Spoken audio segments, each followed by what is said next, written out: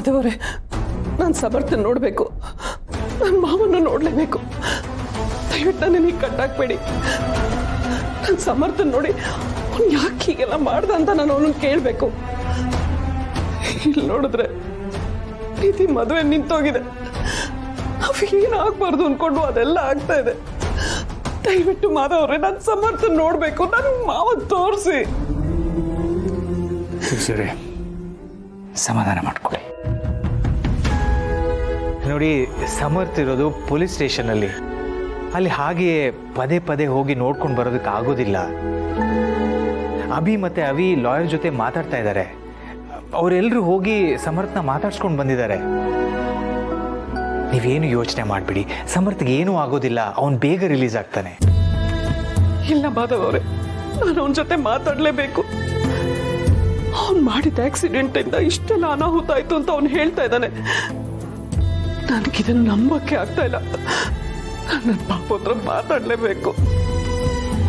Time ಬಂದಾಗ ನಾನೇ ಕರ್ಕೊಂಡು ಹೋಗ್ತೀನಿ, ಆದರೆ ಸದ್ಯಕ್ಕಂತೂ ಆಗೋದಿಲ್ಲ. ಹೋಗ್ಲಿ, ಮಾವನಾದ್ರೂ ಹೇಗಿದ್ದಾರೆ? ನಾನು ಅವ್ರನ್ನಾದ್ರೂ ನೋಡ್ತೀನಿ ಮಾಧವ್ ಅವರೇ.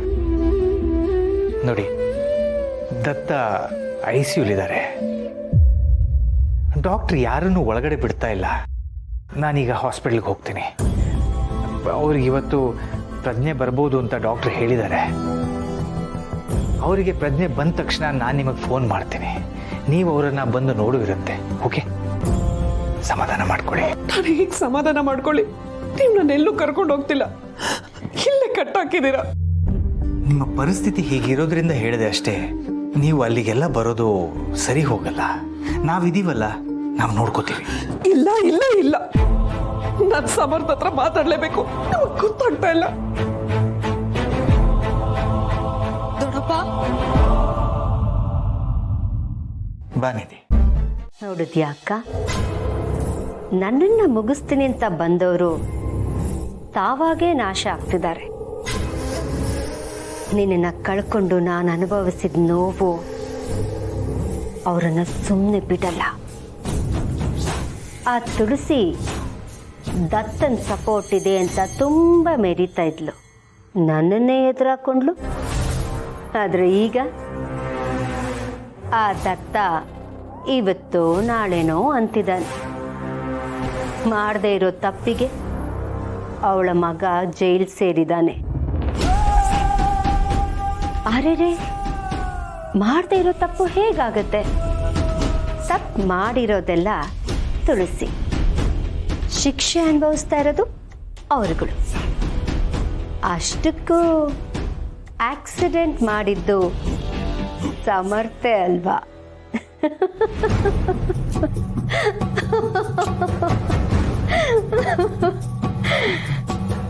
ಒಂದೇ ಏಟಿಗೆ 2 ಹಕ್ಕಿ, ಇಲ್ಲ ಇಲ್ಲ 3 ಹಕ್ಕಿ. ಹಕ್ಕಿ ಗೂಡಿಗೆ ಹೊಡೆದಿದ್ದೀನಿ. ಎಲ್ಲ ಹಕ್ಕಿಗಳು ಚೆದರಿ ಚೆಲ್ಲಾಪಿಲ್ಲಿಗಳಾಗೋದ್ವು. ಇಡೀ ಮನೆನೇ ಸ್ಮಶಾನ ಮಾಡಿಬಿಟ್ಟೆ.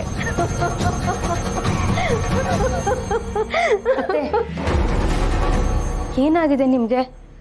ಮಗಳ ಮದುವೆ ನಿಂತಿದೆ, ಮನೇಲಿ ಇಷ್ಟೆಲ್ಲ ನಡೀತಿದೆ, ನೀವು ನೋಡಿದ್ರೆ ನಗ್ತಾ ಇದ್ದೀರಲ್ಲ. ಸಮಾಧಾನ ಮಾಡ್ಕೊಂಡಿದ್ದಿ. ಮದುವೆ ಹಿಂದಿನ ದಿನದಿಂದ ನಿನ್ನನ್ನು ಗಮನಿಸ್ತಾ ಇದ್ದೀನಿ. ನೀನು ತುಂಬ ಮಂಕಾಗಿದೆಯಾ, ಏನೋ ಹೇಳ್ಕೋಬೇಕು ಅಂತಿದೆಯಾ, ಆದರೆ ನಿನ್ಗೆ ಹೇಳೋಕ್ಕಾಗ್ತಾ ಇಲ್ಲ. ನೋಡು, ಅದು ಏನೇ ಆಗಿರಲಿ, ನೀನು ಧೈರ್ಯವಾಗಿ ನನ್ನ ಹತ್ರ ಹೇಳ್ಕೊ. ನಾನು ನಿನ್ನ ಜೊತೆಗಿರ್ತೀನಿ.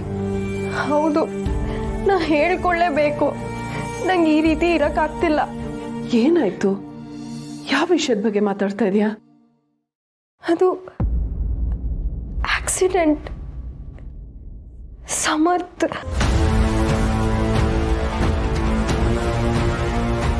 ಸಮಾಧಾನ ಮಾಡ್ಕೊ.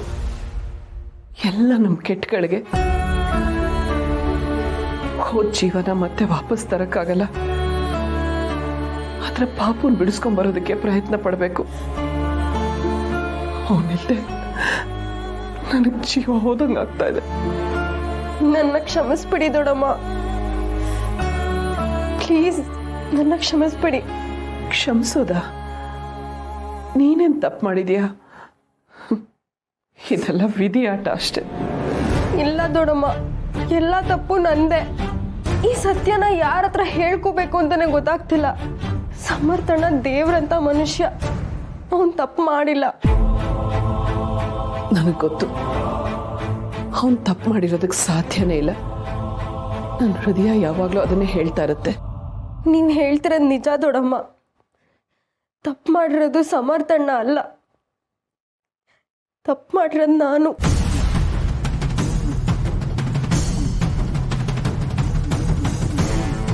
ನಿಧಿ, ಏನ್ ಹೇಳ್ತಾ ಇದೀಯಾ? ಹೌದು, ಯಾರ ಹತ್ರನೂ ಹೇಳ್ಕೊಳಕ್ ಆಗದಿರೋದನ್ನ ನಿಮ್ಮ ಹತ್ರ ಹೇಳ್ಕೊತಿದ್ದೀನಿ. ಆಕ್ಸಿಡೆಂಟ್ ಮಾಡಿದ್ದು ನಾನು.